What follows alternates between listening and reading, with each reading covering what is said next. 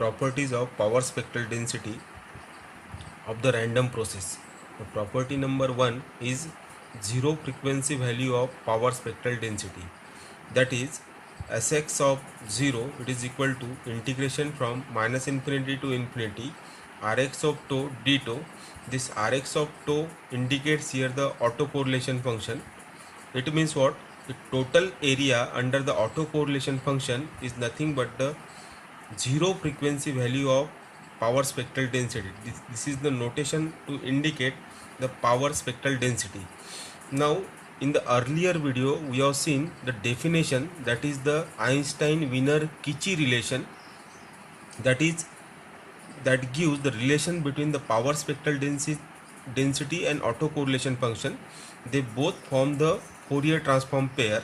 So therefore Sx of f is equal to integration from minus infinity to infinity Rx of tau e to the power minus j2 pi f tau d tau, where tau is the time difference.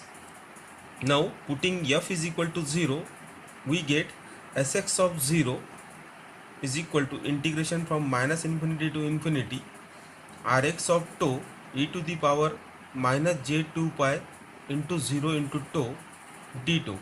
So this term will become 0 and e to the power 0 will be equal to 1. So therefore Sx of 0 will be equal to integration from minus infinity to infinity Rx of tau d tau. It means, so zero frequency value of PSD is nothing but the area under the autocorrelation function. So this is the property number 1. Now property number 2. Property number 2 is the mean square value of the process, mean square value of the random process. So mean square value is indicated by expected value of x square of t is equal to integration from minus infinity to infinity Sx of f into df.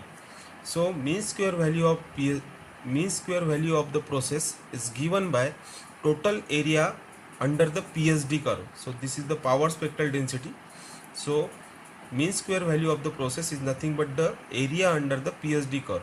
So we have the basic definition of autocorrelation function. So autocorrelation function Rx of tau is nothing but equal to expectation of x of t plus tau into x of t. Now if you observe the difference between t plus tau and t, so what will get? T plus tau minus t, so it is equal to tau. So we know कि autocorrelation function indicates here the difference in time. So this tau is difference in time. So therefore Rx of tau is equal to expected value of x of t plus tau into x of t. Now put tau is equal to 0. So therefore we'll get Rx of 0 is equal to expected value of x square of t. If you put tau is equal to 0 here, so this will become x of t into x of t. X of t into x of t will be x square of t. So Rx of 0 will be equal to expected value of x square of t. Now by Einstein